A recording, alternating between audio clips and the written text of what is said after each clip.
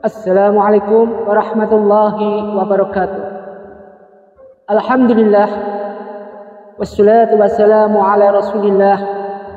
La haula wala quwwata illa billah. Amma ba'd. A'udzu billahi minasyaitonir rajim. Bismillahirrahmanirrahim. Alhaakumut takatsur hatta zurtumul maqabir. Kalla sawfa ta'lamuna thumma kalla sawfa ta'lamun. Kalla law ta'lamuna 'ilmal yaqin la tarawunnal jahim. Thumma la tarawunnaha 'ainal yaqin thumma la tus'aluna yawma idzin 'anil na'im. Shadaqallahu 'azim, shadaqallahu 'ala Rasulillah sallallahu alaihi wasallam. Ma'asyiral muslimin muslimat, pencerahan bimbingan amalan yang Ustadz muliakan, Ustadz Taghfir. Pertama, kita panjatkan rasa puji syukur kita pada Allah Subhanahu wa taala. Salawat dan salam mari kita haturkan pada junjungan kita Nabi Muhammadin sallallahu alaihi wasallam. Mudah-mudahan rahmat hidayah senantiasa diberikan kepada kita semua. Sekarang nantinya kita diberikan suatu syafaat senantiasa membaca sholawat pada baginda Rasulullah SAW. Tidak pernah ada henti-hentinya. Ma'asyiral muslimin muslimat rahimakumullah, dimuliakan Allah Subhanahu wa taala. Perlu kita ketahui bahwa apa yang kita lakukan dalam kehidupan sehari-hari tidak pernah lepas dari apa yang Allah ciptakan buat kita, termasuk nikmat fitriyah yang ada pada diri kita, tangan, mata, semua yang diciptakan Allah buat kita. Ini merupakan suatu hal yang penting untuk kita gunakan buat beribadah pada Allah Subhanahu wa taala. Bukan buat bermaksiat, bukan buat berzina, bukan buat segala hal yang benar-benar dilaknat oleh Allah sehingga kita dijadikan golongan hamba Allah sebagai laknatullah. Bismillahirrahmanirrahim. Ya ayyuhalladzina amanu istaqim bisabri wassabar. Senantiasa Allah menghargai, menghormati, bahkan Allah mendambakan hambanya yang dengan sabar, kemudian wassalah, selalu menjalankan sholat. Sholat dijalankan, ibadah dijalankan, husnul amal, selalu mengimbangi kegiatan-kegiatan yang mencintai rumah Allah Subhanahu wa taala, senantiasa dibesarkan, senantiasa dinomorsatukan. Cinta pada Allah, makrifat tinggi, dan terjauhkan dari segala waqal jahaq wa saqal batil nal batila kana zahuq. Dijauhkan dari segala kezaliman yang ada di dunia ini yang sekarang lagi gencar-gencarnya, sekarang lagi ngetris-ngetriknya, lagi ngetren-ngetrennya, yaitu apa? Digalakkan suatu kezaliman di muka bumi ini. Yang halal dibikin suatu remang-remang, yang haram dibikin halal. Ini sudah hal-hal yang biasa, yang lumrah. Tidak ada penyesalan sama sekali. Manusia justru menentang dari apa yang Allah tetapkan itu dosa. Gak takut manusia. Hamba Allah gak takut, umat Muhammad ini gak ada yang takut dengan azab Allah. Ketika azab itu turun, inna adzabina syadid, azab turun, maka apa yang terjadi? Nangis, penyesalan, mohon pada Allah, ya Rabb, kenapa seperti ini? Ya Rabb, kenapa terjadi seperti hal yang kau laknat? Baru dia. Ma'asyiral muslimin muslimat rahmatullah. Kalau kita berbicara dengan rahmat Allah, pernah ada suatu cerita di mana pada waktu itu Nabi Ayub alaihissalam benar-benar pernah marah kepada istrinya, istri yang dicintainya. Dia pernah marah. Marahnya Nabi Ayub itu kenapa? Dia mohon pada Allah, ya Allah, andai kata aku nanti sembuh dari sakitku, maka aku akan hukum rajam pada istriku dengan 100 kali cambuk. Istri Nabi Ayub ini adalah istri yang solehahnya minta ampun. Dia hanya karena dia menjual satu helai rambut, tidak ingin suaminya mengerti, karena pada waktu itu tidak ada apa-apa yang dimakan. Satu helai rambut daripada istri Nabi Ayub alaihissalam ini dijual di pasar, diganti dengan sepotong kue yang diberikan kepada suaminya Nabi Ayub alaihissalam.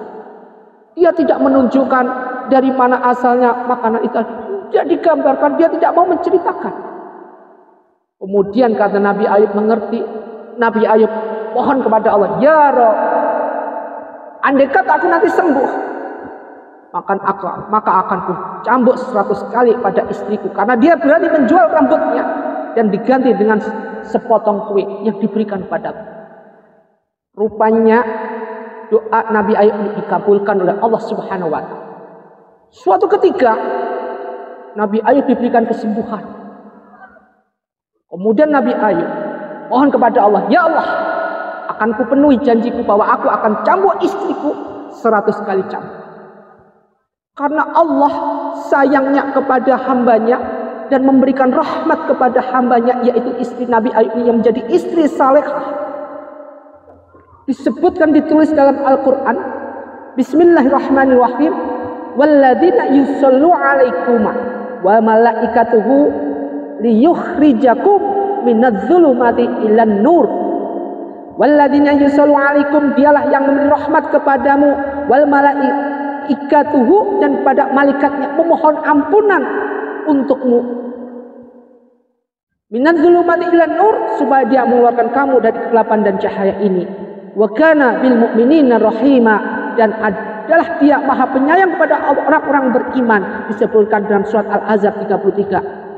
Ini Al-Quran ini menjelaskan saking sayangnya Allah kepada hambanya yang dinamakan itu tadi siapa namanya, istri Nabi Ayub, sehingga Allah mengeluarkan suatu peringatan kepada, bukan peringatan tetapi cara Allah supaya istri Nabi Ayub dicambuk, iya, tapi dengan cara rahmat Allah Subhanahu wa ta'ala.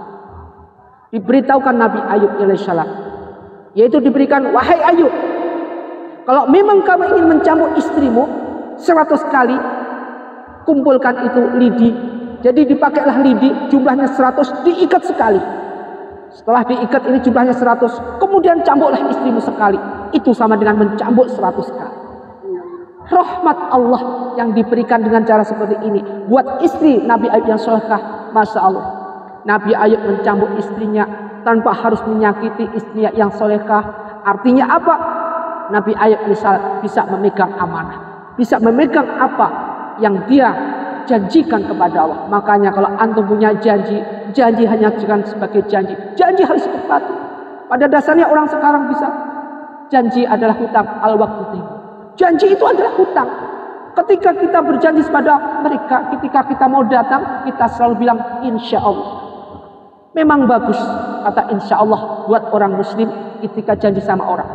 Tapi sekarang dewasa ini, janji ini, kata-kata insya Allah telah banyak dizolimi.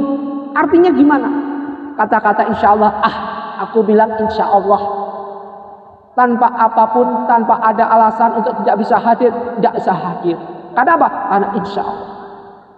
Padahal kita harus yakin, kata in, dari kata in di sini, sumpah, sungguhnya jika Allah menghendaki.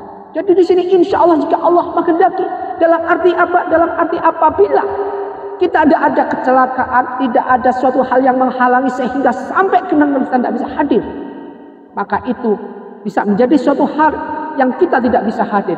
Gunakanlah insya Allah. Tidak karena hal segala sesuatu tanpa ada hal kemudian kita tidak hadir. Ma'asyiral muslimin muslimat rahmatullah, dimuliakan Allah Subhanahu wa ta'ala. Perlu kita garis bawahi bahwa segala sesuatu hal yang ada dewasa ini, yang ada pada era globalisasi di akhir zaman seperti ini, gunakan rahmat Allah, hidayah Allah, apa yang Allah berikan kepada kita ini, benar-benar kita gunakan sebagai hamba Allah yang kita taat dalam menjalankan segala aturan-aturan yang ada sudah ditetapkan dalam Al-Quran. Taat kepada apa yang sudah disuri tauladankan oleh Nabi kita Rasulullah SAW.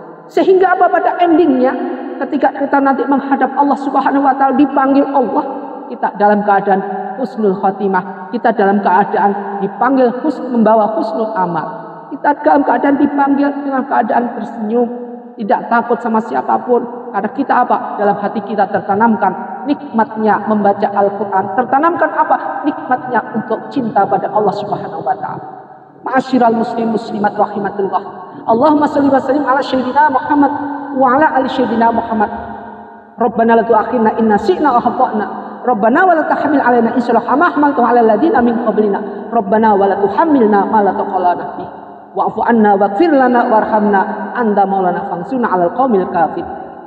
Semoga sedikit tausiah ini bisa menyerami hati kita, realisasi dalam kehidupan sehari-hari, bermanfaat buat kita semua. Wabillahi taufiq wal hidayah. Wassalamualaikum warahmatullahi wabarakatuh.